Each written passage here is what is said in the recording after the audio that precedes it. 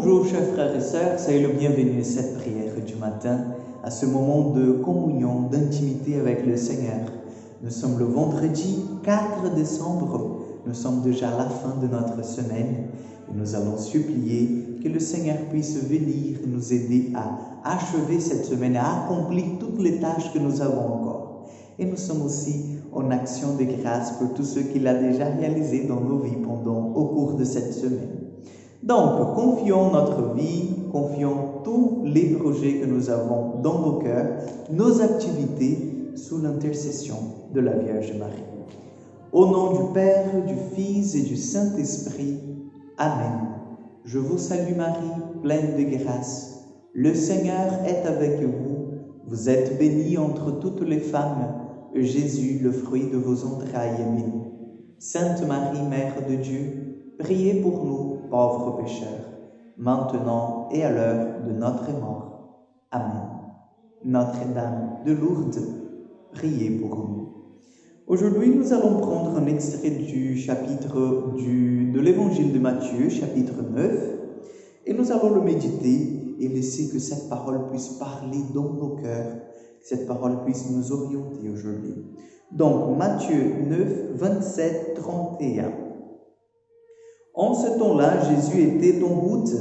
Deux aveugles le suivirent en criant « Prends pitié de nous, fils de David !»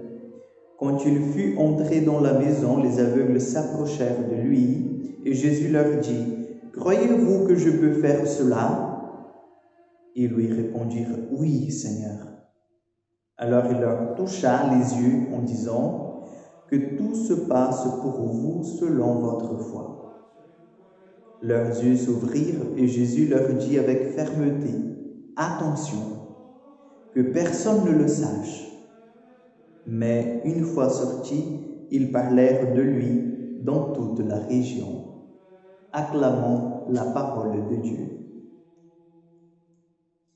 Quel évangile si riche de sens, quel évangile si riche d'un message, quel évangile si riche d'une invitation à reconnaître en Jésus celui qui peut tout faire.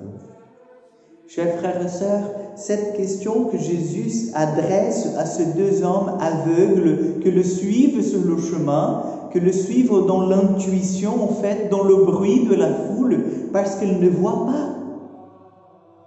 Ils suivent ce mouvement d'aller vers Jésus sans voir qui Jésus est en fait.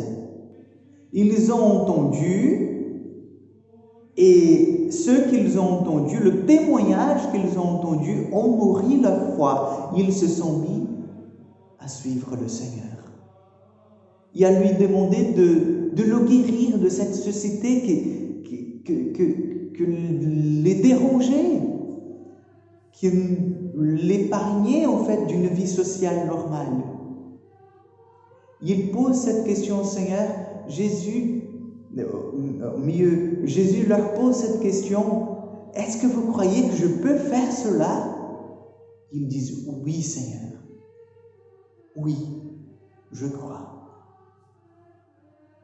Aujourd'hui, je sais que vous avez plusieurs demandes, vous avez plusieurs impossibles dans vos vies, n'est-ce pas? Vous avez plusieurs dimensions difficiles qu'il faut que le Seigneur travaille.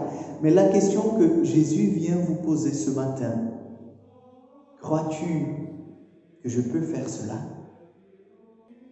Parce que l'action du Seigneur repose sur la foi des disciples.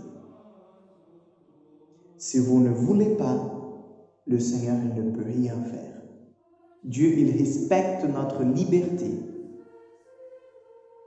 Et lorsque ces hommes ont dit « Oui, Seigneur, nous croyons », Jésus a fait le miracle. Ils ont commencé à voir et Jésus a dit « Attention, il ne faut pas que vous disiez à tout le monde. » Parce que le souci de Jésus, c'était que son heure n'était pas encore venue d'être connue publiquement.